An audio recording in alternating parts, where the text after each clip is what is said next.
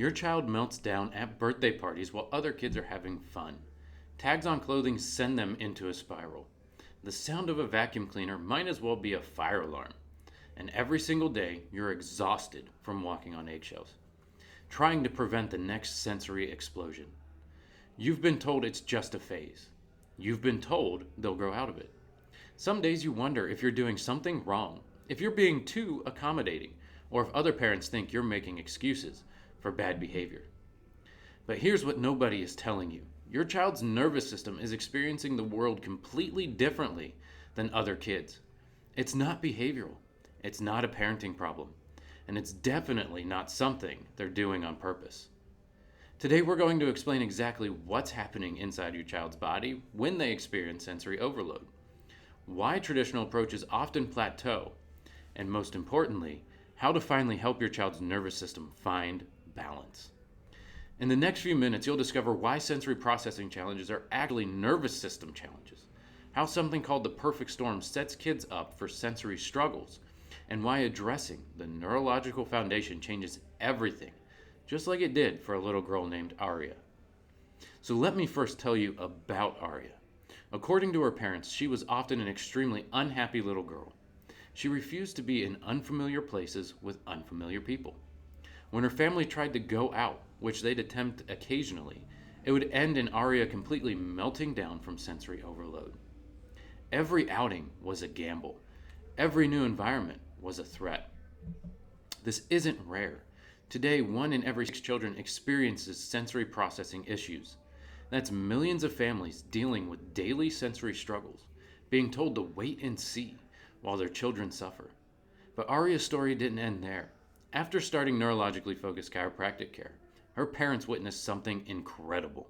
She went from screaming when anyone would greet her to smiling ear to ear, happily greeting everyone she met.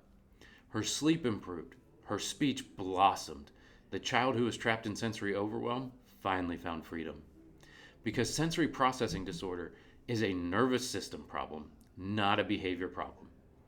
Think of your child's nervous system like an air traffic controller trying to coordinate thousands of flights all at once. In kids with sensory challenges, that air traffic controller is completely overwhelmed. Too many things happening and not enough control to make sure it all goes smoothly. When the nervous system can't properly filter and process sensory input, everyday life feels like being dropped into a chaotic carnival. Glaring lights, screaming sounds, overwhelming smells. Everything is spinning out of control.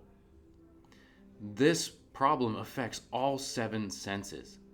It affects their auditory, which is how they're hearing things. It affects their visual, which is how they're seeing things. It affects their olfactory, so what they're smelling. It affects their gustatory, which is their taste and the texture of the foods. It affects their tactile, which is touch, and their vestibular, which is balance. But most importantly, it affects proprioception, which is knowing where your body is in space. Out of all of these senses, proprioception is critical for brain development and function, yet it's the one nobody's talking about. Because proprioception is the way that the brain and the nervous system receive the most nutrients and keeps it healthy. Because without fail, the 3 types of sensory challenges tell us exactly what's happening. Because you see, hypersensitive kids have an overactive response to normal input. So they're not necessarily being overloaded with the input, but their nervous system just can't help it. It's way too sensitive. They're the ones that are covering their ears, ripping off tags, melting down in crowded places. Their nervous system is stuck in overdrive. It can't calm itself down.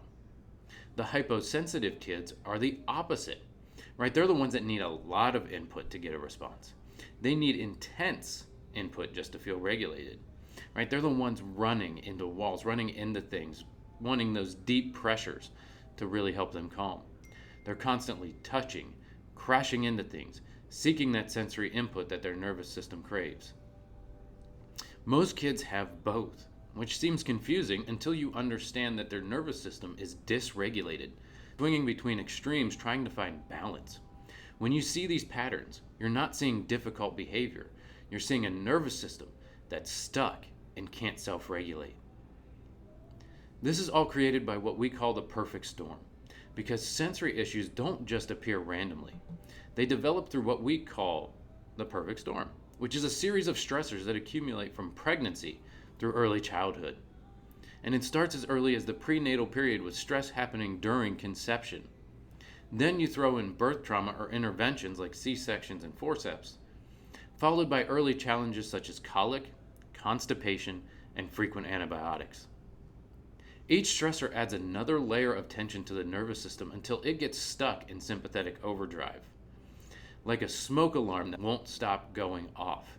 I mean, we've all been there. That is so incredibly annoying when your smoke alarm goes off in the middle of the night and you can't turn it off no matter how many times you hit the reset button. This creates something called dysautonomia, where the nervous system literally cannot return to a calm, regulated baseline. And it's because the nervous system can't return to that regulated baseline that traditional therapies will often hit plateaus.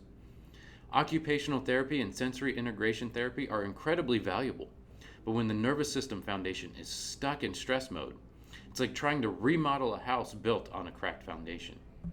You can't teach coping strategies to a nervous system that's neurologically stuck in fight or flight mode. Many families add therapy after therapy, but without addressing the neurological root cause, progress stalls. Like pushing a car with the parking brake still on. We all know that doesn't work very well. And this is why so many parents feel frustrated when their child works so hard in therapy, but can't generalize those skills to real life. So here's what we want you to remember. Your child is not broken. They're stuck. Their nervous system is trapped in a pattern that can be shifted. When we address the neurological root cause through neurologically focused chiropractic care, we help release that tension on the nervous system. We restore balance. We help your child's brain finally process their world without constant overwhelm. You don't need more labels. You don't need to wait and see. You don't need answers. What you really need is answers in action. So click the link in our bio, comment below, or send us a DM to schedule your child's neurological evaluation with Crossroads Chiropractic here in Delaware, Ohio. And let Dr. Steven and our team help your child experience the world with joy instead of overwhelm.